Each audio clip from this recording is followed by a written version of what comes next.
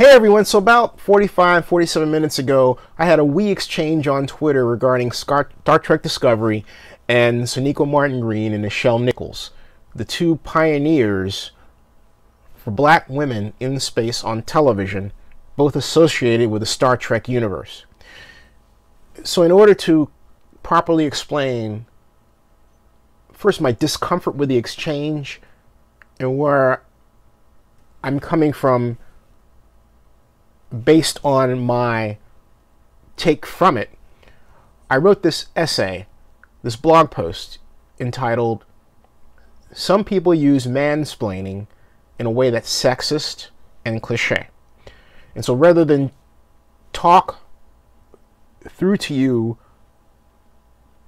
about my thoughts and run the risk of leaving out important points, I'm choosing the option of actually reading to you what I wrote, which appears in the description of this blog, of this video blog, and will come out as a blog post on Zenny62.com, Oakland News Online, and my other blogs in the Zenny62 media system. All right, here I go.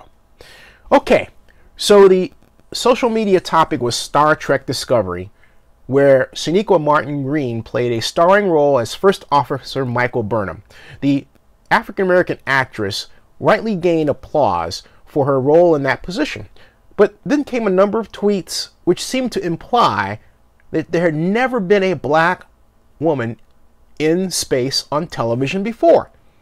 So this fan of the original 1966 Star Trek television series took to Twitter to issue a gentle reminder to, among others, Black Girl Nerds, the media organization whose content I love, absolutely love, and mission is long overdue, that Sonequa Martin Green was, by far, not the first sister in space.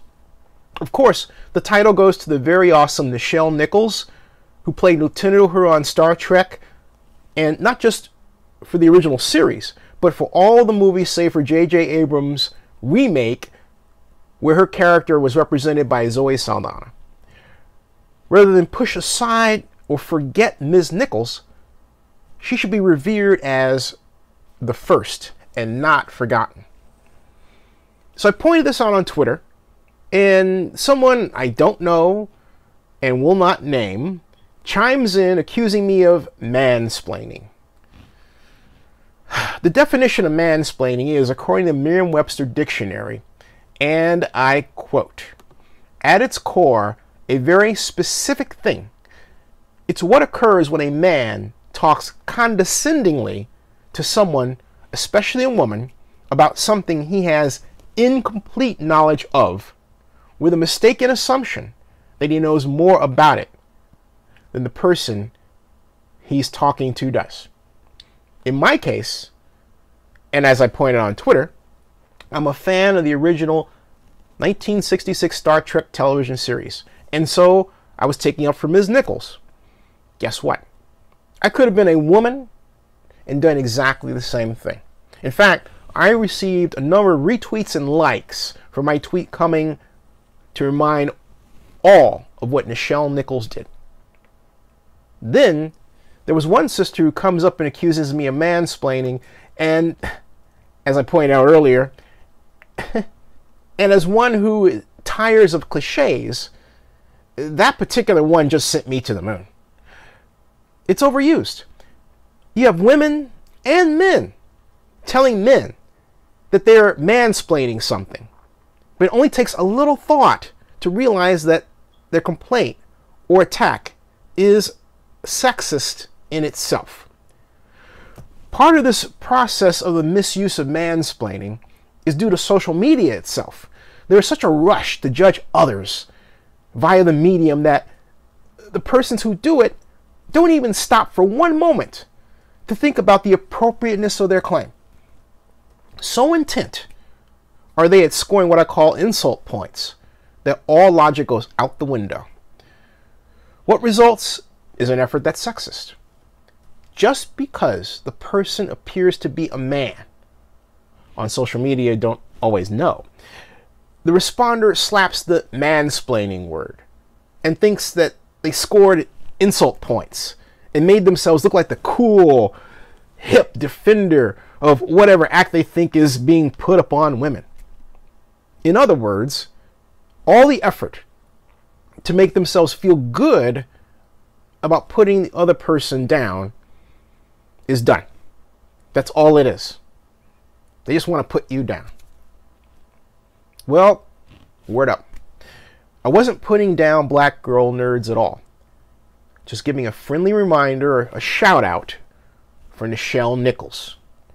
Just because I'm a guy doesn't mean a knee-jerk response like mansplaining has to be the order of the day. Man, I mean, moreover, mansplaining, or whatever the blogger Rebecca Solnit described, or what the blogger, Rebecca Solnit described in her essay, called Men Explain Things to Me, can just as easily be called young-splaining, where a young person talks to an older person as if the older person is out of touch with current life. You've seen that. You may have even done it. Shame on you. Or it could be called white-splaining, where a white person, man or woman, talks down to someone, generally black or of color, because they don't think that person of color can possibly understand or know something about a practice like, say, golf, that's commonly the province of someone white. We can also reverse it and call it black-splaining. And if you just take the words white and replace it with black, you've got pretty much the same thing, even with respect to golf. Think about it. Okay? Tiger Woods. But I digress. But look, whatever the case, mansplaining or young-splaining or white-splaining or whatever splaining, the act is done to talk down to the person on the other end of the splaining, and that's wrong. But in our zeal to right a wrong, we should not, it doesn't mean that we have to be, in this case, sexist in the case of mansplaining. It doesn't mean that's okay. It should not mean that being ageist against young people is a good counter. And it should not mean that being racist against someone white is the right way to go, because it's not. You know the best thing to do? I'll tell you the best thing to do. It's to stop having a categorization for every behavior we may perceive we don't like from someone.